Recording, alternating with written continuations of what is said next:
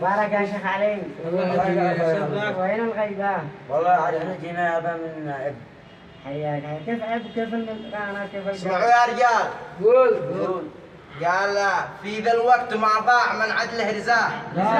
في ذا الوقت ما ضاع من عدله رزاح، وانا معي اصحاب واخوان دايم مرزحي. هم سند لي وهم محزمي والسلاح، والشاهد الله ما بشر منهم مصلحي. بل ما هم الا من الرجال واسود الضياح، وهم الغام في كبد العدا تتقارحي.